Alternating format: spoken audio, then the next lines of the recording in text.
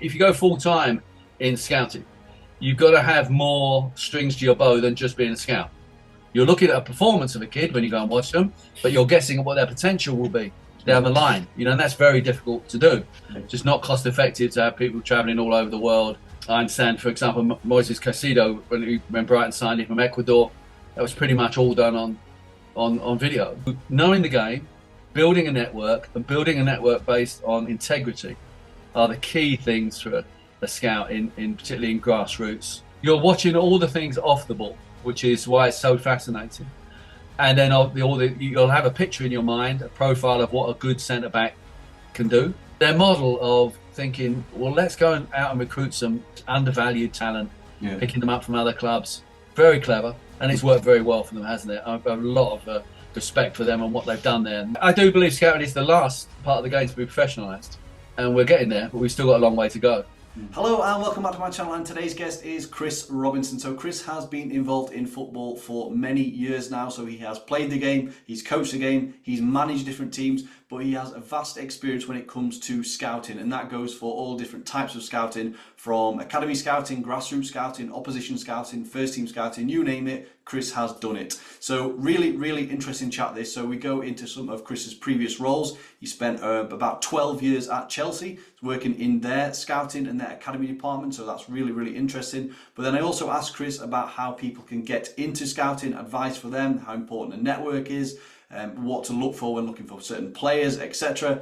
Loads of really good nuggets of information in this video, so I hope you do enjoy it as much as I did. So before Chris joins, I want to quickly ask you to subscribe to the channel if you haven't already done so, and if you do find value from the video, please hit the like button. So here we go. So without further ado, let's get into the conversation with Chris Robinson. Chris, welcome to the channel. How are you doing today?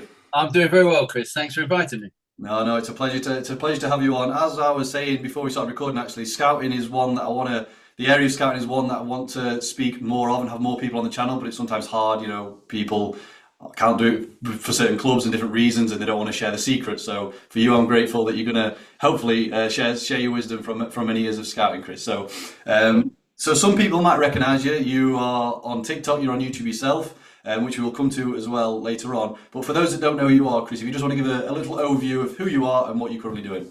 Yeah, sure. So I've been in the football business for a long time, many years, over 30 years. So I played non-league when I was a lot younger, obviously. I coached here and abroad, and I coached. I ran a development centre for Portsmouth, for example. I coached with Man City back in the day before they had any money. And then I managed, particularly in non-league, a lot of non-league clubs. So I managed Cheltenham and the FA 11. So I had a whole stint of management. But really, the last 15 years or so has been in scouting. Yeah. I left Chelsea a month ago after nearly 12 years there in the academy, which was a fantastic experience. I finished as head of integration recruitment there, so a sort of management role in the recruitment team in the academy. And I hope to go to another club soon, because I enjoy the club content as well. So a long experience in the game in different roles, I suppose, over the years. Yeah, but it's all around the game that we love, isn't it, Chris? So, it's all a connection. Definitely. So you said there you played a little bit, you coach, you manage, scouting. So when you say scouting, Chris, because there's a lot of different caveats to scouting, and I'm sure you probably experienced each one, maybe all of them, maybe most of them. So can you just kind of give a little bit of an intro in terms of the types of scouting? So you've got like academy scouting, youth scouting, opposition scouting, and just kind of where some of the differences may lie. And maybe, do you have a speciality, the one you've done most of, or? That's a good question. There are, as you say, Chris, there's different sorts of scouting. So you've got basically grassroots scouting. So that's where people are going out. Many scouts this weekend will be going out into the local parks, local football, mostly kids football, and they're out there looking to find the next gem sort of thing. That's grassroots scouting. I did quite a lot of that and managed teams doing that as well. Then academy scouting, that's where one academy will send scouts to other academies to look at their players with a view to trying to buy them. So you can be looking at under 9s, under 10s, all the way through to 21s to buy those players, which is an interesting concept. I did years of that, again, managing teams doing that. First team scouting, which could be in the pro game or non-league game, and again, I did that back in the day. That's when I started, when I was managing in non-league. I had to do my own scouting, mostly until I got to the bigger clubs anyway. So I suppose that's where it really started for me. So I've done a lot of first team scouting as well, senior scouting, and then opposition scouting, which is a slightly different animal, really, in that it's a mix of scouting, in other words, identifying and assessing players, and a mix of coaching, because you have to understand the whole tactical side of it as well. So that tends to be quite a speciality. Again, I've done that. So that was one of the reasons that sort of led me to think about writing a book, which, as you know, I'm going to do the scouting game, which is out in a year, because they're the four main types of scouting, and unusually, perhaps, I've done them all. Really. So people do tend to specialise. I've been fortunate enough, or in the game long enough, I suppose, I could have done the whole range. But people do specialise. The biggest priority age for academies to sign players is 6 and 7 years old. You can't actually sign them to they're under 9, but scouting at that very early age is the priority for most academies. And so there are people who specialise in all the pre-academy stuff, for example. So even within grassroots, there's different types of speciality and different focus. Nice. So I've got a few questions around kind of the academy stuff, which we'll get into, Chris. But what we'll do is we'll jump back a little bit. So you mentioned there, you touched upon it, you've done some coaching, done some managing. I just want to go back to the time where you manager at Cheltenham Town and I don't want to make you sound old here, Chris, and me as well. There's been people watching this that probably were, 1996 you were manager at Cheltenham. So going back a few years. So what was that like, and what was scouting like back then, and to now, and how it's kind of come on over those years? Back in those days in non-league, even in the bigger clubs in non-league, Cheltenham were one of the biggest clubs in non-league when I went there. There was very little scouting structure, very little. Eventually at Cheltenham, I got a couple of people to help, but they were really favours that friends were doing more than anything else. I think now, well, definitely now, step 1, 2, even step 3, you're likely to have some sort of scouting structure in non-league. So it's grown up a lot, and it's grown up in other ways as well, non-league.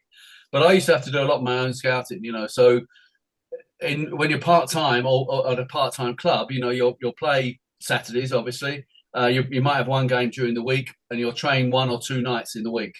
But the other nights in the week, as a manager, I was taught that you're out watching games. It's a full-on job. And if you're part-time, it's very difficult to fit everything in, because you've got to get out and see players. You've got to go out and see opposition. You have to trust your own eye, because there aren't many other eyes able to do it for you. When I went full-time at Cheltenham, it was physically much easier, because you had time to do that and a bit more resource. But actually, then of course you have the stress of your livelihood depending on the job. And I took a pay cut to go full time. I've done that 3 times in my career, taking a pay cut to go back into full time football. Must be mad.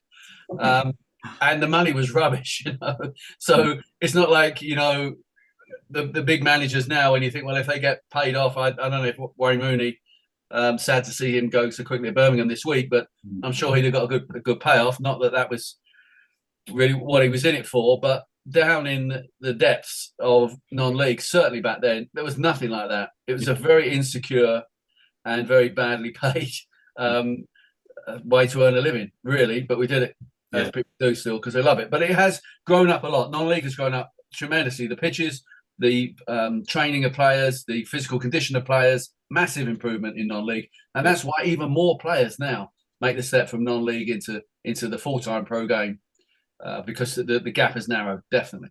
So you mentioned non-league. Were Cheltenham non-league then? Or yes, they're in it was called the Doc Martens League then, the Southern League Premier. So it's my team that got promoted up to the conference, and then I went on from there. I got sacked just before we got promotion, which is a whole other story. So I learned lots of lessons very quickly then, but it was a great experience, and I wouldn't have missed the experience overall, certainly. Yeah, nice. So that was 1996 to 1998-ish. So then you've got another role on here, development centre coach at Portsmouth. So there was a gap between those, Chris. And I obviously don't have to get too technical into what that was for, but were you still involved in scouting during that gap? Because I once I got sacked, despite the fact that we were just about to get promoted and we'd made a lot of money on developing players. and we'd had a great cup run. So I'd done everything that had been asked of me, and I got sacked for things that were outside of my control, nothing to do with me really. I think overall, it's all about sort of different power struggles within the club. I think as much as I can make sense of it, even after all those years. I decided that it's silly. I had a family. I've got a big family, and they were a lot younger then, and I just needed to go back and earn some money. So I went back into doing the sort of management work I did in the charity sector, and I've been chief exec of 6 major charities at various times in my career. So fortunately, I had something else I could go back to. I was still involved in football locally, coaching my sons' teams when they were younger in local football, and then I started coaching representative teams for the league that they were in and that sort of thing, and then that led to me being asked by Portsmouth to run development centres. So I found my way back into the game, but I just decided I needed to get out and earn some money at that point for my family. So that's why there's been spells in and out of the game over the years, but I've been in it now full time for 15 years or more again. So it's come back round. Nice. So then we'll get to Chelsea then, just kind of talk around a little bit around that position, because you mentioned 12 years pretty much at Chelsea. So started on, and I've got your LinkedIn profile up, Chris. So started Academy Scout, you've got Head of Integration Recruitment, Head of Integration Scouting. So for those that maybe don't know what is Integration Scouting, what is that, and what did that role kind of entail? Okay, so I started at Chelsea. I knew the people at Chelsea because I'd had a couple of years running a international sports charity called Right to Play. I was the UK national director. And we did a big deal with Chelsea. So when Chelsea won the Champions League in 2012, which is a great occasion, of course, beating Bayern Munich, our name, Right to Play, was on the back of the shirts in that game, for example. So I'd done a lot of work with Chelsea in the academy. They knew I was from a football background. And so they talked to me for quite a while about, hey, why don't you come and do some work for us? And I said, I'd love to when the time was right. And it was right in 2012. So I started to part-time academy scouting. So that's when I was doing grassroots scouting, all the normal things, working my way up. Then I was managing a team, coordinating a team for them, and grassroots scouting and so on. But the owner then, Mr. Abramovich, had the idea that he really wanted the club to work together to integrate the club. And so there was a lot of different initiatives connecting up parts of the club. So the idea came up 2015 to try and look at the Chelsea Foundation, which is a massive charity arm, works with 1 million children a year around the world, probably the biggest foundation attached to a club.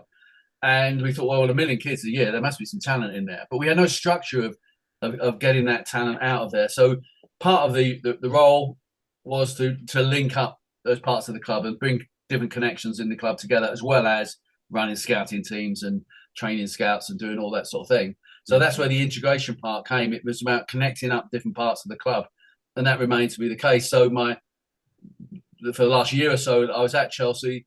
I was responsible for running the integration team, which was about connecting up the academy to our grassroots scouts. So running the whole player assessment program, three player assessment centres, running the trials programs, and so on. So the roles were often about using hopefully my management skills with people skills, as well as my football experience, to connect people up together and get people working together.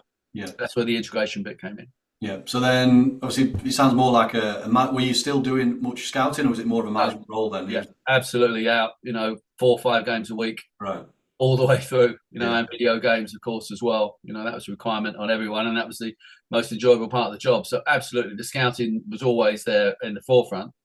I think most people find if you go full time in scouting, you've got to have more strings to your bow than just being a scout. There's got to be something that you're particularly good at. It might be on the technology side, the clipping of players, helping to bring that sort of data together, whatever it might be, or management skills. You've got to have something extra other than just being a good scout, usually, to go full time.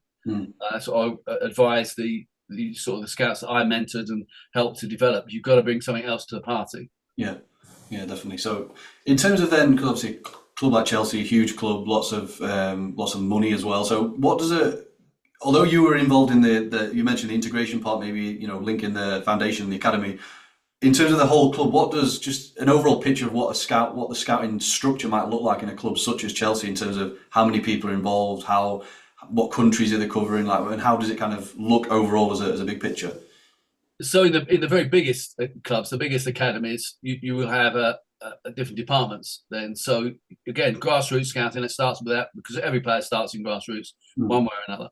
So you are going to have a team of people. In the bigger clubs, it might be 30, 40 scouts, part-time scouts out there trawling, grassroots, and that's the lifeblood of your recruitment program. As I mentioned before, particularly in terms of the priority ages, the very young ones. So that's the basis. Then you've got some scouts probably who are specialised in doing academy scouting. So again, they might be part of your local department, local being whatever area, your hour and a half from the training ground takes in. But then if you're a category 1 club, you can recruit from elsewhere in the country as players get older. So you're going to have national scouts spread around the country looking at sort of 13s, 14s upwards at other clubs and elsewhere. And then you'll have the international element. Obviously, when we were in the EU, we could recruit from Europe at 16 scholar ages. Yeah. So quite a few clubs, most of the bigger clubs would have 1 or 2 European players coming in at scholar. And so you had to have a scouting structure to identify those. So there'll be some of those spread around. Of course, that changed when with Brexit. And so you can't now basically sign them till they're 18, and it's a different prospect now.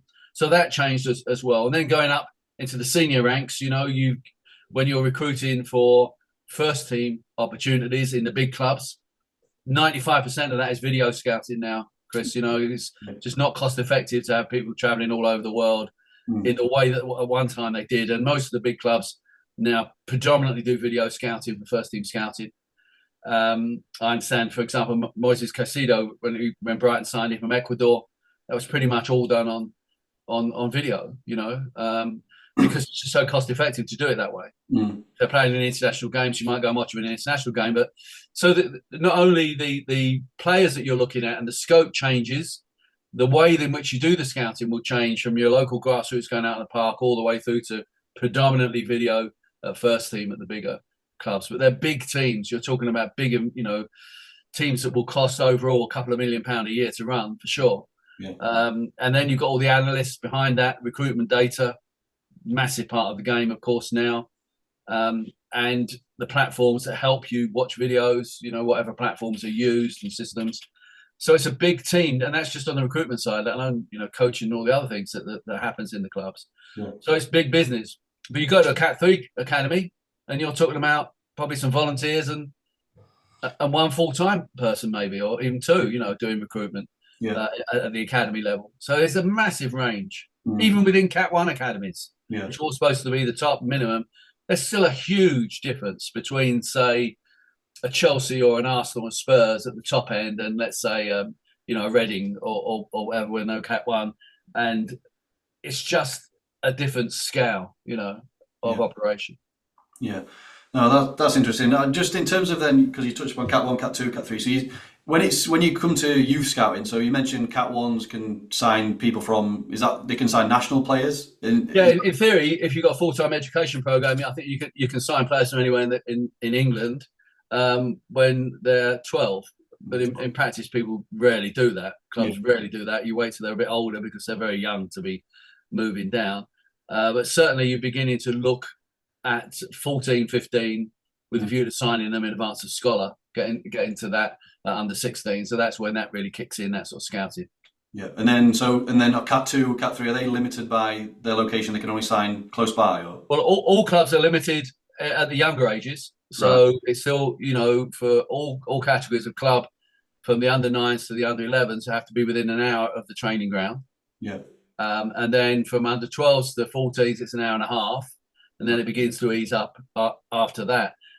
So you have those restrictions of where you can sign for, and that's something that obviously parents often don't understand. They think, well, why aren't Tottenham coming to watch me when I live in Bristol? Well, they can't sign you until you get to a certain age. So there's those restrictions, and you have to work within that, definitely. Yeah. So while we're on the topic of kind of academy players, then Chris, I've got a few more questions around this. So what in terms of the player's date of birth, whether an early in the age and a late, does that play much of a difference? Is that something you consider as a scout? Just around that really? Oh, it's a huge issue. You know, the relative age effect is a massive thing. So we know all the research, not just in football, other sports, that if you're born in the first quarter of the year, so for us in the UK, or generally in the UK, that's an academic year. Yeah. In Europe and America, it's a calendar year. If you're born in the first quarter, you have a much higher chance of getting selected at a young age. So we're looking at kids 6, 7, first getting into the system.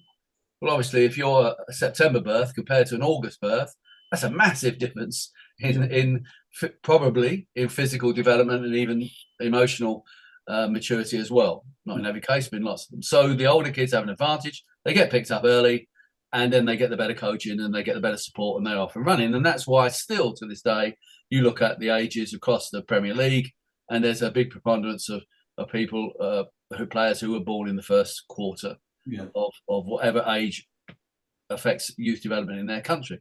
So as scouts, that's something we have to bear in mind. Once a kid is in the system, good academies should be able to take into account the fact they're younger or they're smaller or whatever.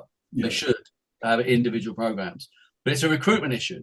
And it's a question for scouts to identify who has talent and who has potential. You're looking at a performance of a kid when you go and watch them, but you're guessing what their potential will be down the line, and that's very difficult to do. So often when you're out in the parks, you don't know what the ages are of the kid. There's bigger ones and there's little ones, and maybe the stronger ones stand out. And it's fine to say, well, you've got to look at the little ones as well, or the weaker, physically weaker players. That's fine. You can only go off what's in front of you. You have to, it's performance that attracts you, and then you consider potential. So it's very difficult. It's still the case that there is that imbalance of getting them into the system in the first place, whatever system you have. There are always exceptions. And we know that from research that the younger ones, once they're in the system, tend to do proportionately better at the very highest levels. So they're a big prize. But by that time, their ages, you can take that into account. When you're just going out and watching, in this country, when you go out scouting, even you go to another academy, there's no team sheets until you get to under 18. You don't know who the players are. You don't know their dates of birth. Whereas if you go to Holland, as you walk in the ground, they give you a sheet with their names and dates of birth of players. But we're so backward in this country when it comes to our disrespect of scouting as a profession that we don't get any of that sort of information. So you can't even take that into account when you're initially watching a player because you don't know. What age would it be that players kind of specialise towards a position? So I don't know what your experience on seeing that is. It varies. You do see players being pigeonholed into positions very early at 10, 11. It's crazy to me. I think we all know examples of players who came in at one position and ended up another. Reece James, when he first came to Chelsea, scouted by a fantastic scout called Ray Rembridge, who's probably the best, most productive scout Chelsea have ever had. Certainly back to Jimmy Thompson. That's another history lesson. I won't go into that now. But Ray is a very prolific scout, and he found Reece James, and Reece was playing as a striker when he was younger. And then he played in midfield up till he was about 13 or 14, and when he was moved to right back. Ashley Cole was a forward, wasn't he? And then became, in his day, the best left back in the world, in my opinion. John Terry was a midfielder before coming to centre back. So, and they were all relatively later in their careers, as it were. Those changes happened as they progressed. So it seems daft to me to pigeonhole players. I think by the time you get 13, 14, players should begin to focus down on, let's say, three related positions. If you're a left-footed and you play as a left back, then I think you should be able to offer yourself as a left back in a 4, a left wing back, and maybe a left-sided midfield player as well. So 3 related positions. It doesn't do you any favours to only be able to play one position. In the years and years that I've been organising trials for players, and when they come and they say, "What's your position?" and they say, "I'm a number 10," and you think, "Okay, well, we're going to play 4-3-3 today, so where are you going to play?" So that you don't want to be too specialised. But if, like a Mason Mount, you can say, "Well, I can play any of the midfield 3, I can play any of the front 3, more or less." That's a great advantage. So you want to get a focus and learn positions, but you want to have a little bit of flexibility and to be able to offer 2 or 3. Reece James when he went on loan at Wigan, played in midfield, didn't he? And he can play in midfield. He can play right back in a three, right side centre back in a three, as well as right back in a four. And that's a good mix. Yeah. Trent Arnold can play in midfield, can't he? John Stones a centre back, but Pep has him playing in midfield almost. So that the best players are able to give you a little bit of variety, and that's good for their careers and good for coaches. Yeah. But you do need to learn the roles, and I would say from 13 or 14. Yeah, interesting. So then you mentioned a scout at Chelsea, Ray, said one of the best, most productive scouts. So what would you say that was down to, Chris? What, excuse me, what made him a good scout? What qualities did he actually have, would you say? He knows the game. That's the first thing. He knows a player. You've really got to know the game. There's no shortcut to that. No way around that. But the thing with Ray, who's been a grassroots scout all of his career, I've been to many games with him, and let's say we're going to watch an under-18 game at Met Police or somewhere like that, or Leatherhead. You'd walk in the ground with Ray, and it would take you 20 minutes to walk from one side of the ground round to the stand, because he knew everybody. Yeah. Network. Yeah. That's the key. He knew everybody, and they know him. And they know him as a real gentleman, someone who you can trust. Yeah. So knowing the game, building a network, and building a network based on integrity are the key things for a scout, particularly in grassroots work. And so he would hear of players. People would say to him, "Oh, have you seen that lad who's at wherever?" And that's where you get your information from, and it enables you to be very productive. It takes a long while to build that. He's been doing it a long time, for example, in that case. But that's one of the most sort of standout things with the top scouts in grassroots, particularly, is their network. Yeah. Absolutely key. Definitely. So just still on the academy players then, Chris. So when an agent, really, I want to ask you about when do players tend to get agents? Is there a rule of how early they can get them, and just around that, really? Yeah, good question. Well, legally, I think it's the case that it was the 1st of January before their 16th birthday that you can actually sign with an agent. I think it might even be loosening up even more now, but. So the idea is that, of course, a player can't get paid for playing football until they're a professional at 17. So the argument is, well, why would you need an agent if the player's not getting paid? Yeah. So it's not until they get paid that really should come into account. But then you've got to allow people to help them as they're approaching scholar ages. So you give them a bit of time to do that. That's the theory. Yeah. In practice, at the bigger clubs, certainly, agents are trying to attach themselves to families as advisors to the family. I think it's what they call themselves, from the ages of 13 or 14. Right. Now, there's nothing in writing, because there can't be, nothing legal. You get seeing players getting boot deals from the big manufacturers at 12, 13. Yeah. So all that commercial side of it at the top level is coming in very earlier and earlier. Yeah. But officially, you can't sign up with an agent until later on, and they can't officially make any money out of you until you're a pro. Yeah. And of course, the big agencies, the reputable agencies, at a good standard, they understand that. They understand it's a long-term game. Yeah. So they will invest a lot of time and support for family or contact and advice way before they got any chance of getting any money back. And when you become a pro and you can sign with an agent, I think you can only sign 2 years at a time. So an agent can invest a lot of time and money, even a resource, in a player, may even sign them, and then 2 years later they go after someone else, and that must be very frustrating, I'm sure, for the agents. But a lot of the big agencies do it very well and are a great support and are very important in a player's development.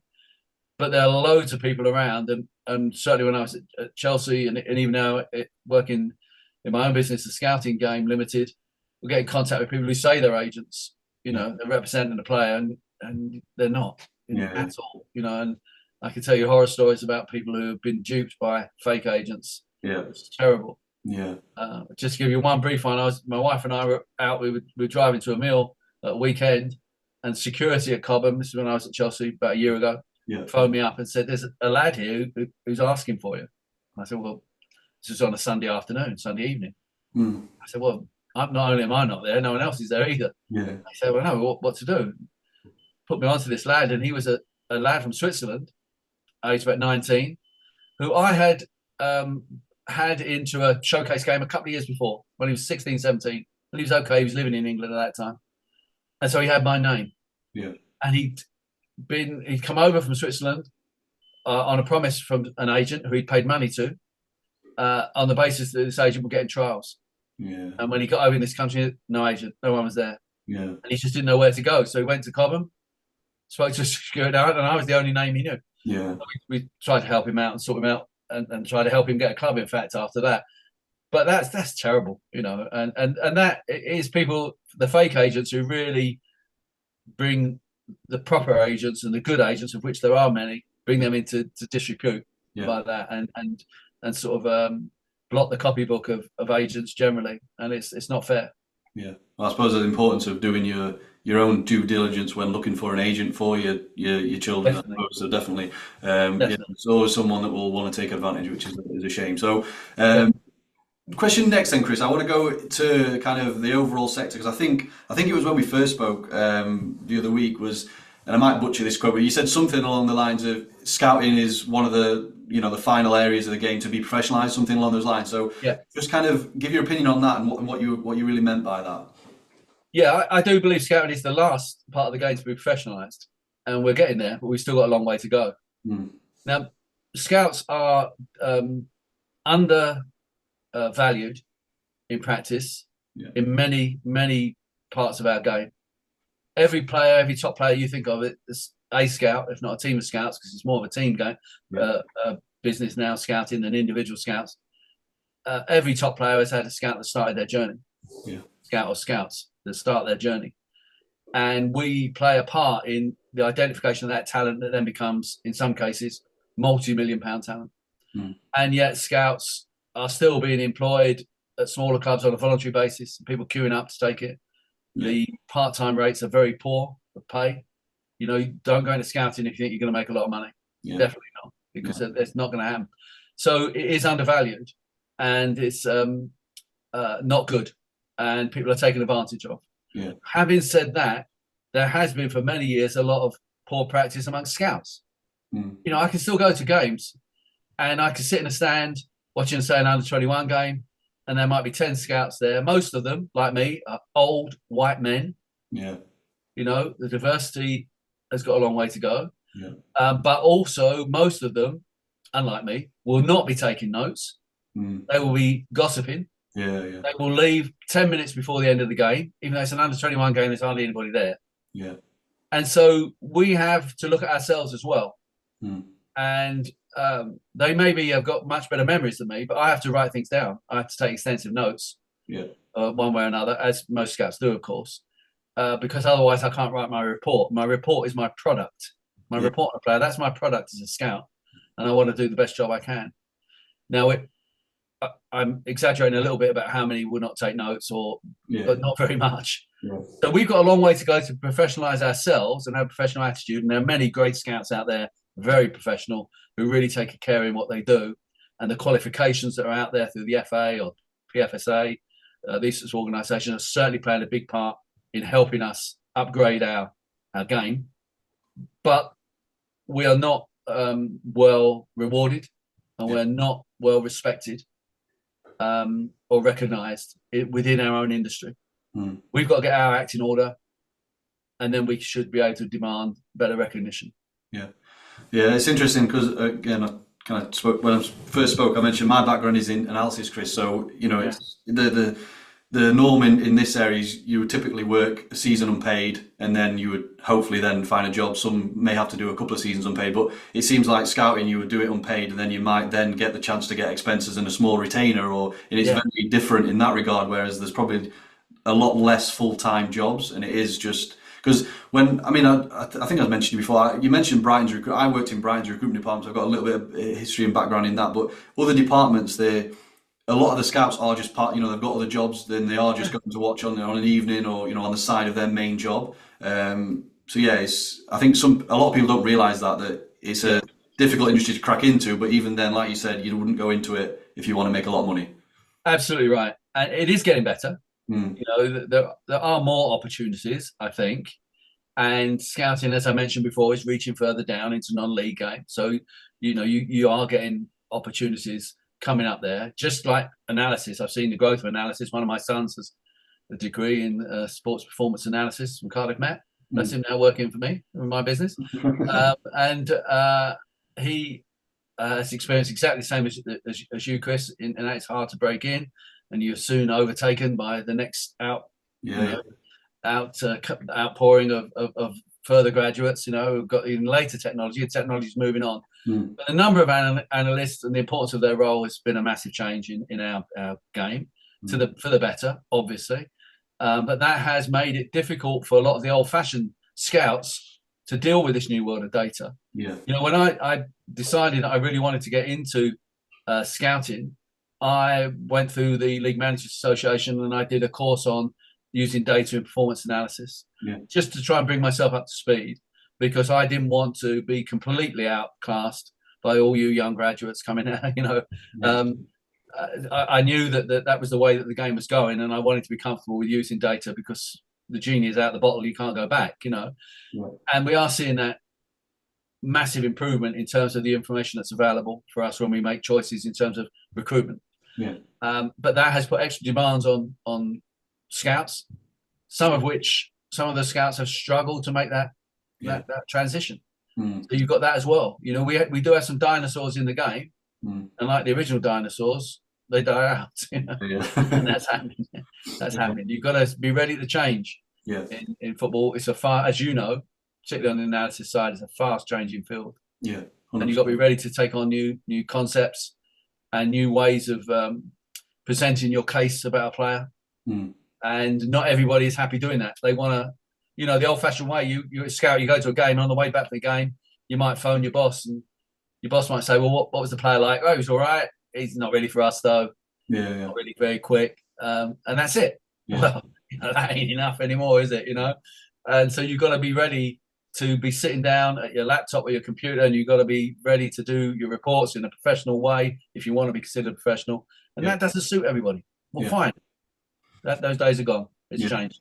Yeah, that leads on nicely too. I want to kind of give the viewers a picture of what it would be like on a game day for a scout. So let's say, Chris, you're going to a local game and you're scouting. We'll kind of do this in two parts. So one, if you're going to scout a particular player, because I want to kind of understand what you're looking for, what goes into that day, but also if you're doing opposition scouting, if you're viewing the team that you play next. So even from if you can paint the picture of what that day looks like. So sure. To the game, getting in, who else is there, and just basically the picture of that if you can. Sure. Let's say it's grassroots then, Chris. To take your example, here in West Sussex now, it's pouring down with rain. That's often going to be the case on that Saturday morning. You're going to look out and think, I'm going to get wet today. So you've got to be ready for that. You've got to be geared up for that.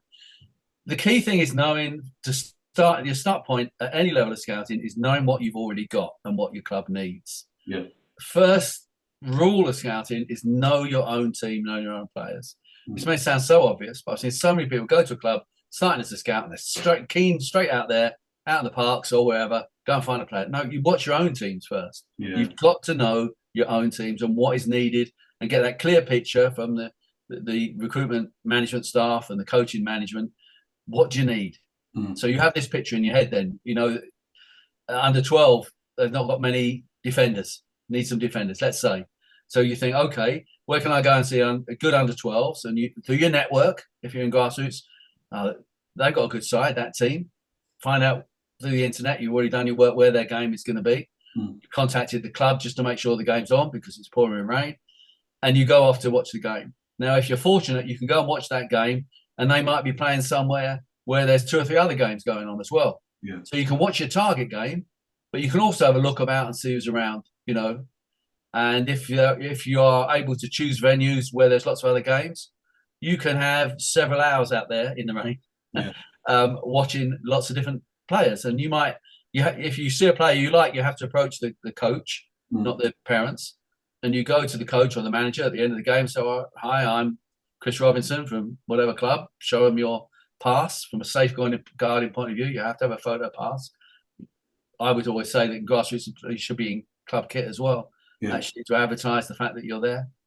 And you say, I really liked your number 7. Tell me about him, and you'd have a chat and you build your network by saying things to them like, okay, that's great. Can I speak to the parents? Yeah, they're over there. By the way, who's the best team you played this season? Who's the best player you've seen? And most coaches, we all love football. We want to chat about football. Well, you want to go and see, Oxshott, they got a great defence. We just couldn't get a goal past them.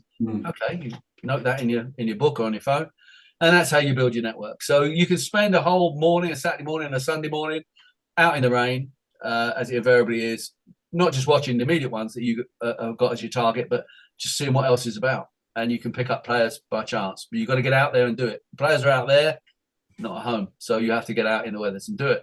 If you're going to an academy game on a Saturday morning, an under 16, under 18 game, you have to have an email from your club seeking permission from the day before, and you will get permission usually from the host club, and they'll say, "Yeah, okay," and you'll turn up, and you have to give your name, show your pass, and then in most academies, it's an amazing thing because you will be escorted by security to a certain point pitch side where there'll be a little box of cones that you and the other 2 or 3 unfortunates of the great unwashed of scouts will have to watch the game from. And sometimes at some clubs that could be right in a corner or behind a goal, which is not acceptable. And you can be treated, like vermin. To be honest. Other clubs, you're treated very well. You give them a cup of tea, whatever, go where you like once you've got permission. It does vary. And you will see other scouts there, and you're watching games. And again, you're going to see a specific game usually at that point, So it varies from grassroots, which is you've got to generate everything yourself. Find out where the games are, get in touch with the clubs, go out, have a look around, and see what it's about. It's a numbers game. You've got to see lots and lots of players, lots and lots of scanning of players before you find one that you can then follow up on.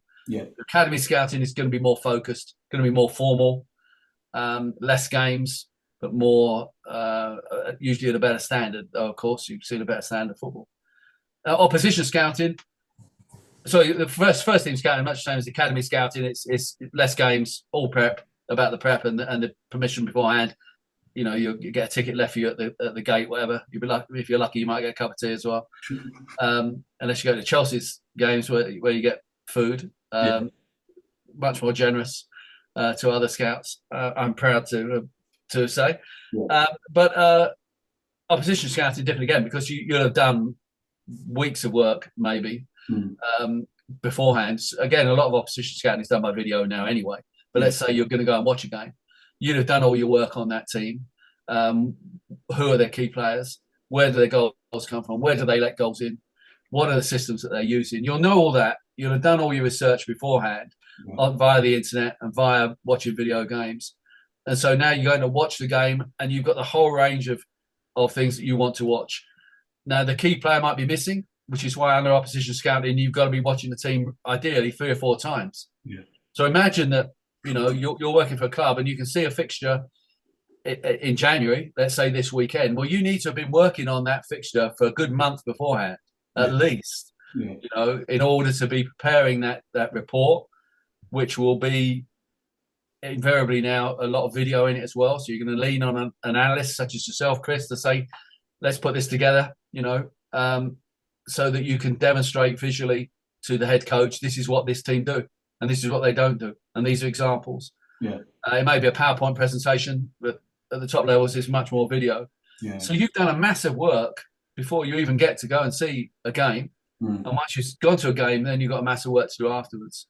So it's very intense work, and you've really got to know what your head coach wants. That's why nowadays at the top level, the opposition scout is one of the team that usually travel around with the top coaches, because they know what the head coach wants. They know what sort of players they want. They know what information they want. And so they become part of that inner team now. But it's a fascinating sort of scouting to do, because you really got to understand the game, understand what is affecting the game. It's not just about formations. That's just one part of it, really. It's what's the pattern of play. And you need to see more than one game to know what they like when they're under pressure. What they like when they've got the ball, what they like when they haven't got the ball. All this will be in the book.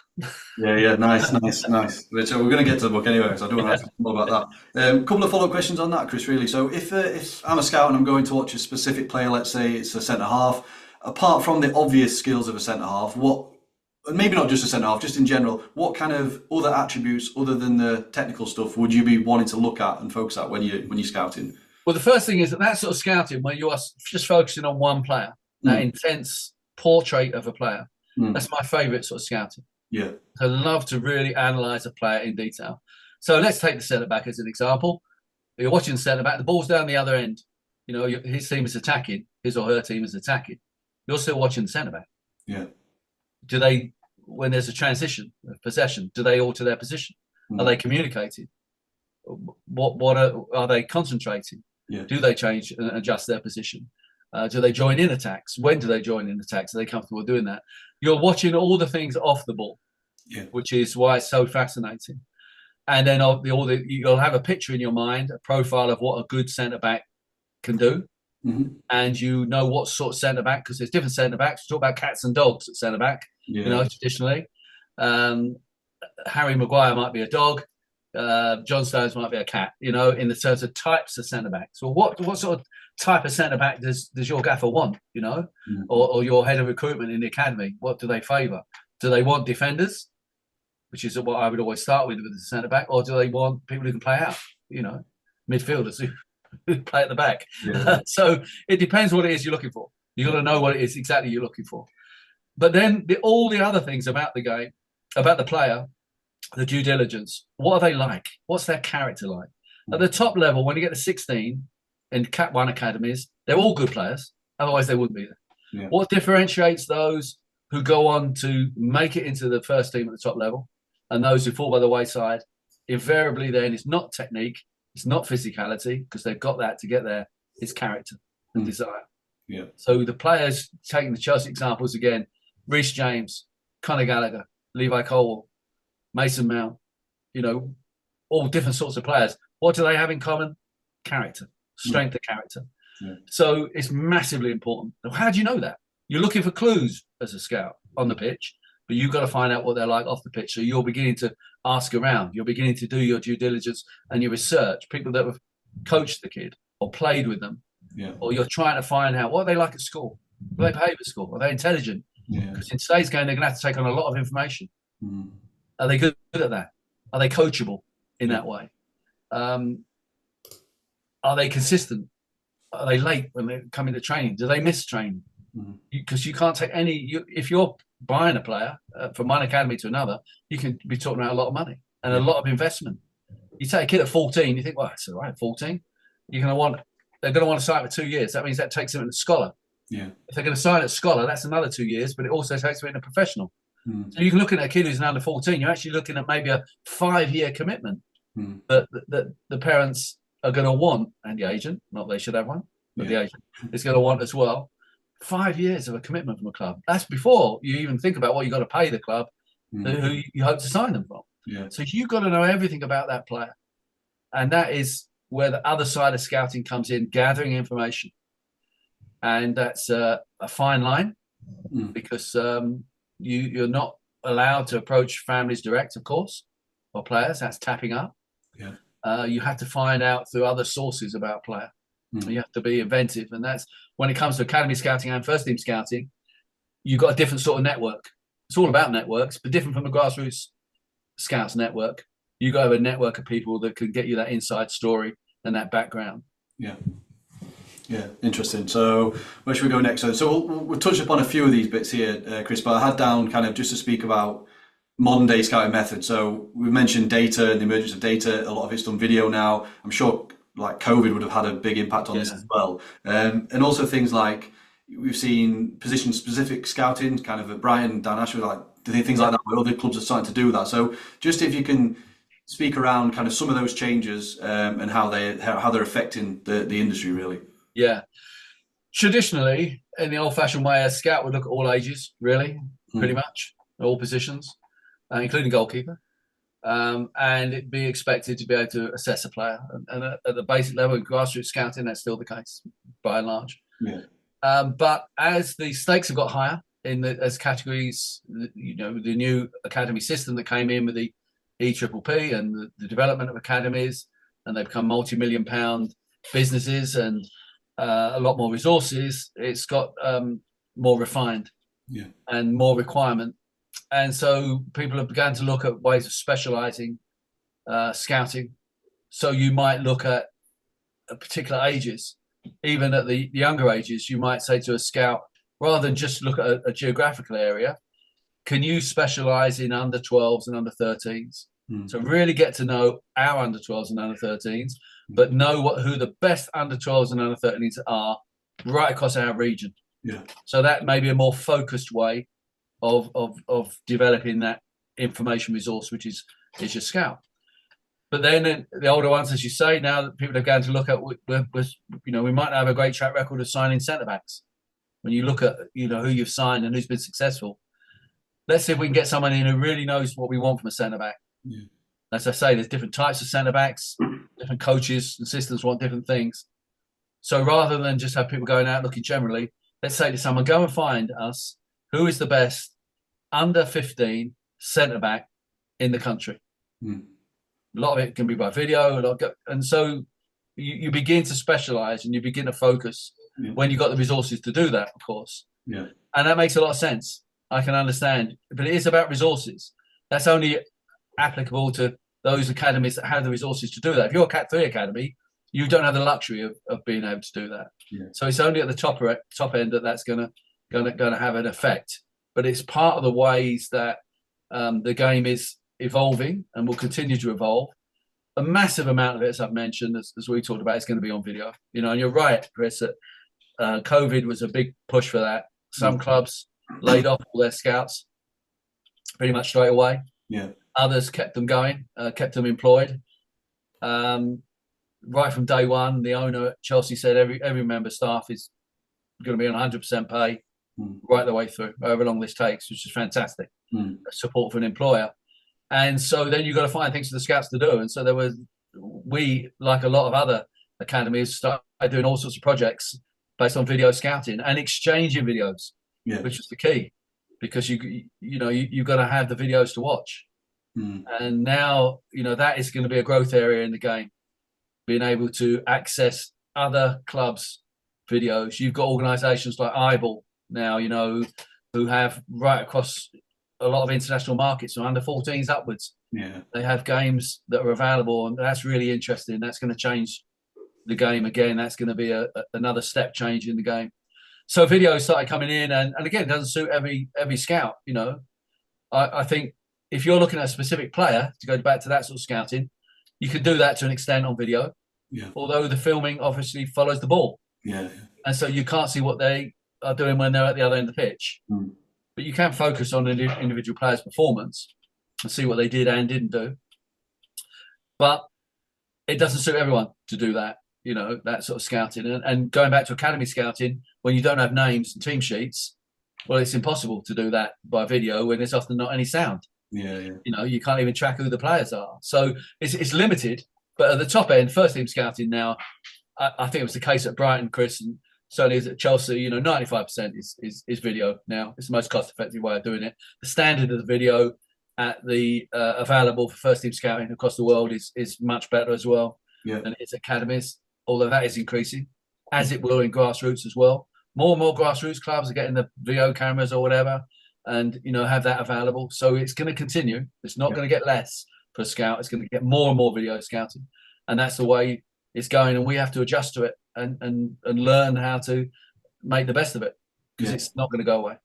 Yeah, definitely. Like I said earlier, it is a numbers game in terms of watching. One of my roles, I was a recruitment analyst for a time at Brighton, and I would someday I'll just watch games, 5-6 games a day on video, and then you'd have the stats, and it's just, like I say, adapting to being receptive to the video side of things, the data side of things, and obviously then the live aspect as well. But yeah, 100% agree with everything you said there. I mean, one thing you mentioned a few times is kind of the money and the money side of things in terms of transfers and things. So, because we're seeing a lot of clubs now, and they're publicly saying that, their model is to try and buy cheap and just sell on, to make money and have a kind of profit business around scouting.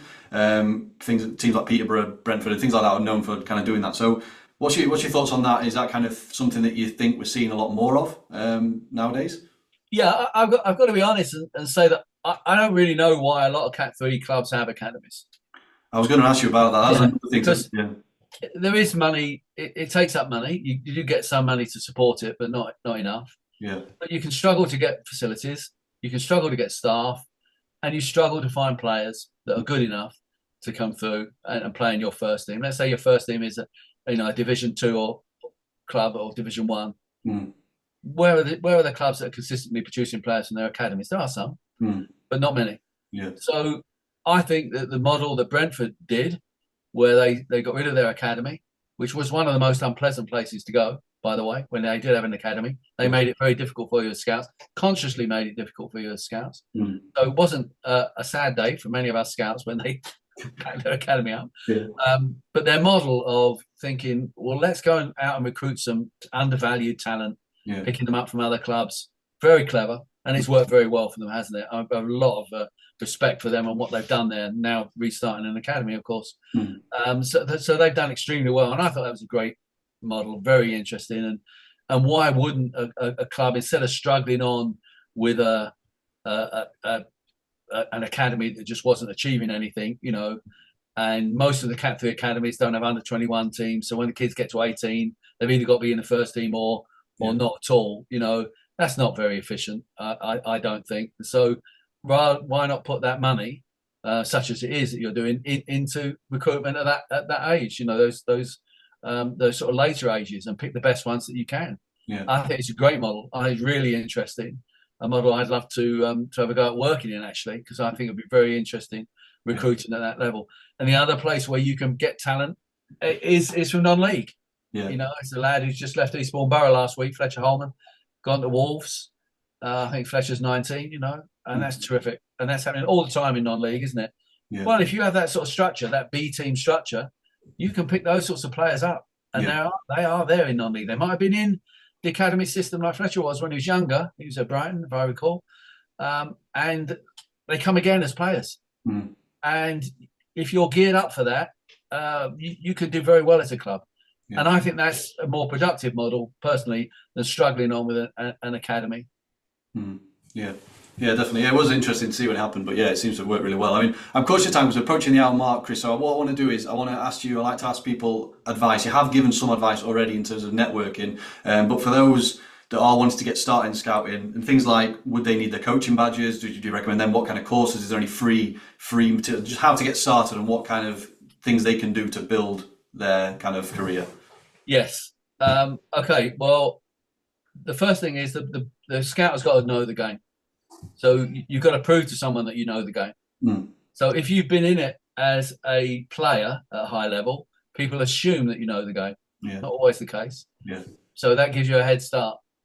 If you don't have that advantage, then what can you point to say that you know the game? It can be difficult if you're young and you haven't got a long track record. You may not have coached. You don't have to necessarily have coached, although it's helpful if you have.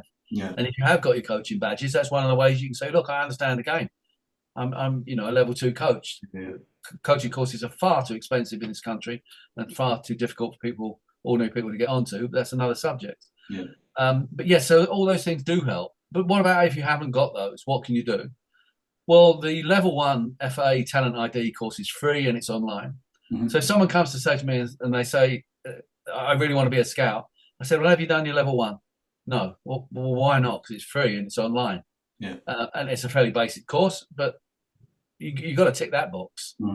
And so if you go on, it's very difficult to get onto a level 2 course with the FA. There's a massive backlog of demand that the FA isn't meeting, which is a problem.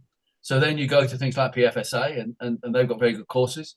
I've never been down that route myself. I've gone down the FA route, but they do have a very good reputation. So that, those things do show that you're serious. Okay, so you've got those. You've got that where you can. What else can you bring to the party? Well, you can start having a portfolio of reports that you've done on players. Do them off on video. Do them off of YouTube. Do them off of wherever you can get videos of games and players to show that you can analyse a player.